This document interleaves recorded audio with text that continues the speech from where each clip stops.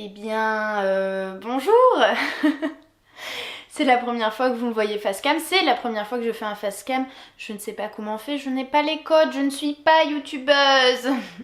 Et je suis en France et pas à l'étranger, tout simplement parce que je vous fais l'intro de la vidéo dont je vous ai parlé dans mon vlog d'El Nido. D'ailleurs, je vous le mets dans le petit si vous voulez savoir de quoi je parle. Allez le voir si c'est pas fait. Où je vous disais que si j'en parlais dans la vidéo, dans le vlog, ça serait beaucoup trop long.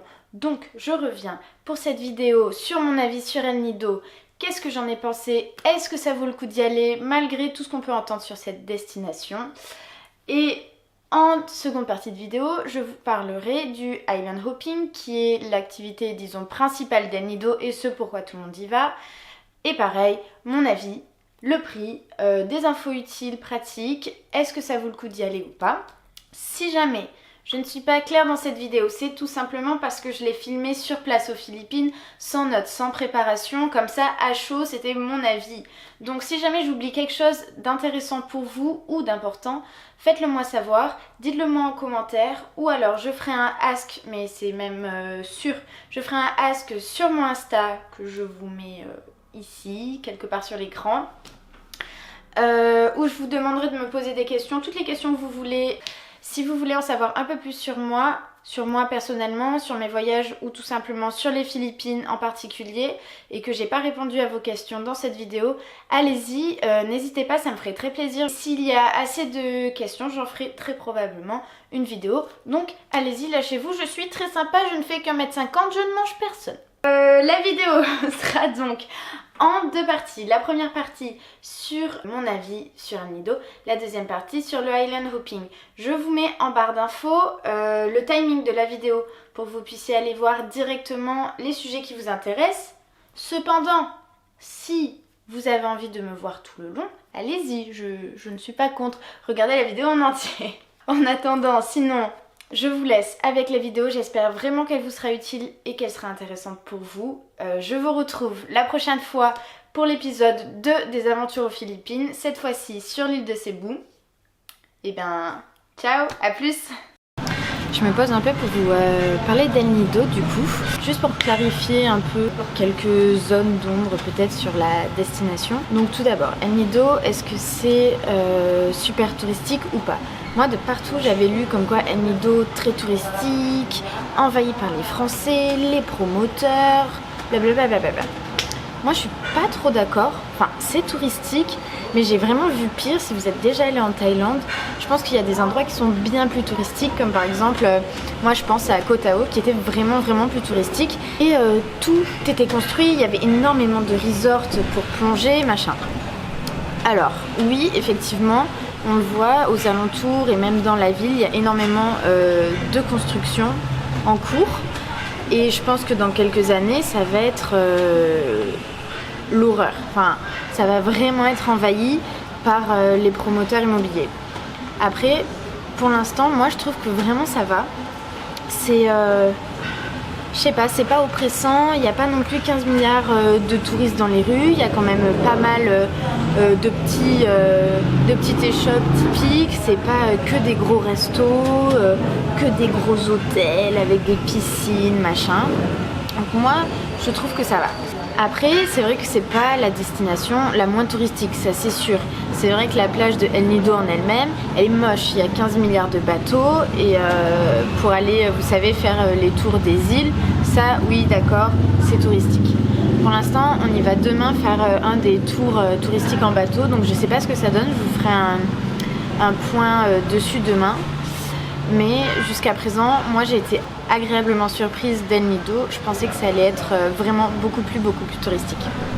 Après, est-ce que c'est le fait qu'on soit pendant la période basse et la période de la mousson, la période des pluies? Ça, peut-être que ça y joue aussi.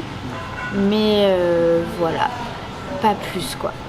En parlant de la saison des pluies, donc nous on est en plein dedans, hein, c'est de juin à août-septembre je crois. La meilleure période pour y aller aux Philippines, c'est comme tout de la Thaïlande, l'Indonésie, c'est en janvier, février. Après c'est pas les mêmes prix. Et puis si on est étudiant ou qu'on travaille, on n'a pas forcément le temps d'y aller. Donc est-ce que ça vaut quand même le coup d'aller aux Philippines pendant la période des pluies? Alors moi je dis oui, oui et oui. Pourquoi? Parce que pour moi les Philippines, certes, c'est cette eau magnifique avec ses gros rochers et tout, mais il y a aussi toute cette verdure, et cette verdure elle serait pas là sans la saison des pluies. La saison des pluies, c'est vrai que ça a des avantages et des inconvénients. Les avantages, ça va être qu'on va payer beaucoup moins cher, on va avoir des hôtels bien plus vides, beaucoup moins de gens dans les rues aussi, les hôtels moins chers, et ben, les plages totalement vides. Et il fait aussi beaucoup moins chaud, je pense. Après, c'est vrai qu'il y a des inconvénients, c'est-à-dire que nous, jusqu'à présent, il pleut pas le matin, il fait couvert et il pleut l'après-midi. Donc du coup, c'est un peu galère, on a des journées moins longues, c'est vrai que l'eau est beaucoup moins belle, ça fait pas l'eau des cartes postales et tout, mais je me dis après, est-ce qu'on vient et on part en voyage seulement pour prendre des super photos et retrouver ce qu'on a sur les cartes postales? Je pense que c'est une des raisons pour lesquelles on part en vacances, mais il y en a plein d'autres. Et puis je pense qu'on peut tout à fait s'accommoder de la saison des pluies. On peut en rigoler. Nous tout à l'heure on était dans le tuk-tuk, enfin le tricycle ils appellent ça ici. On a fait de l'eau qui nous rentrait dedans, on n'arrivait pas à avancer. Enfin je sais pas, c'est un certain charme et je pense qu'il faut s'en accommoder. Et puis voilà, ça fait partie aussi ça fait partie du jeu quoi. Hein. C'est comme ça, c'est un pays où il y a une mousson. Et si on est pendant la mousson, ben c'est pas grave. Franchement, ça se fait. Pour conclure, du coup, moi je pense que vraiment, si vous voulez partir pendant la saison des pluies aux Philippines, allez-y. Pour moi, je trouve ça trop dommage de se priver d'une destination à laquelle on a envie de se rendre juste parce qu'il pleut. Surtout que, enfin, ça dépend. Il y a des gens qui peuvent avoir de la chance. Nous, on n'a pas trop de chance, c'est vrai, parce que à chaque fois qu'on se rend à une destination, le mauvais temps arrive et le beau temps se retrouve là où on était avant.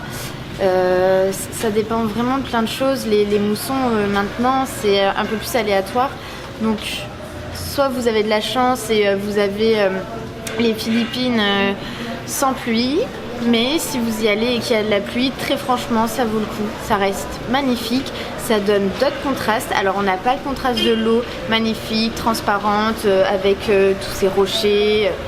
Ok, c'est vrai, je vous l'accorde, on n'a pas ces contrastes-là, mais par contre, on a des contrastes magnifiques dans les campagnes, les rizières, avec une brume et des gros nuages qui font ressortir tout le vert. Ça donne une ambiance vraiment particulière à l'île et à l'intérieur de l'île. Et rien que pour ça, moi, je recommande à 100%. Hello tout le monde, aujourd'hui c'est le 3e et dernier jour à El Nido, on est vendredi. Et aujourd'hui du coup ce qu'on a fait c'est que c'était le jour de l'excursion en bateau, donc le Island Hopping ça s'appelle, donc c'est un bateau qui vous amène et qui vous fait le tour de toutes les petites îles paradisiaques d'El Nido. C'est vraiment genre the attraction de la ville et ce pourquoi tout le monde vient là. Du coup je reviens vers vous pour faire un petit topo, savoir si ça vaut le coup ou pas et ce qu'on en a pensé. Alors tout d'abord combien ça coûte. Donc nous, mais je pense que c'est à peu près partout pareil, ça a coûté 1200 pesos, donc ça fait environ 20 € par personne avec le repas inclus. Après vous pouvez avoir une alternative qui est plus chère, ça coûte 50 €. À la base c'est ce qu'on voulait faire nous, c'est un bateau qui est c'est pas un bateau typique long avec les deux trucs sur les côtés là, c'est un bateau classique qui va vite. Mais vu qu'il va vite en fait il permet d'éviter tous les touristes et il part beaucoup plus tôt à 7h30 parce que là il faut savoir que tous les tours partent en même temps à 9h. Donc c'est pour ça qu'on se retrouve tous au même endroit sur les lieux. Du coup ce petit bateau là qui va vite, lui par contre il coûte 50 € et c'est 8 maximum. Par contre si vous n'êtes pas 8, vous pouvez partir à 6, mais par contre il va falloir payer la part des 2 autres manquants. En fait les tours, vous avez plusieurs choix. Vous avez en tout 4 tours, le A, B, C, D. Et en fait chaque tour vous emmène dans des endroits différents. Donc les tours les plus intéressants, enfin les plus connus c'est les tours A et C parce que c'est avec les gros spots les plus connus.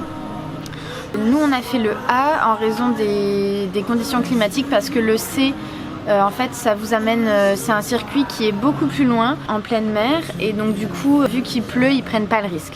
Donc nous on a fait le A c'était vraiment très très bien. Alors moi j'avais entendu que c'était horrible, pareil voilà il y avait énormément de touristes et tout, bah, c'est vrai qu'il y en avait pas mal. Surtout au premier spot, ça s'appelait le Small Lagoon et vous verrez sûrement sur les images. Il y avait vraiment pas mal de kayaks, on se rentrait dedans, mais bon, on a pris ça en rigolant. C'était sympa quand même. Du coup, on en a fait d'autres et puis finalement, on a mangé sur une plage et là, c'était vraiment super, c'était super bon. Ils avaient tout préparé sur le bateau et ils nous ont amené tout ça. Donc c'était à base de riz, du poisson, du crabe. Il y avait aussi des légumes, des fruits. Donc ça, c'était vraiment très très chouette. Donc ça, c'était la partie pour les pauvres, comme nous. Du coup, vous avez la deuxième option avec le petit bateau. Nous, on n'a pas pu le tester, donc je peux pas vous en parler. Tout ce que je sais, c'est que je vous mettrai en barre d'infos le nom de la compagnie qui s'en occupe. C'est genre Speed, enfin moi je l'ai trouvé en tapant Speedboat El Nido. Il n'y a qu'une seule compagnie, si je dis pas de bêtises. Il n'y a qu'une seule compagnie, si je dis pas de bêtises, qui offre ce service. Donc c'est 50 € au lieu de 20.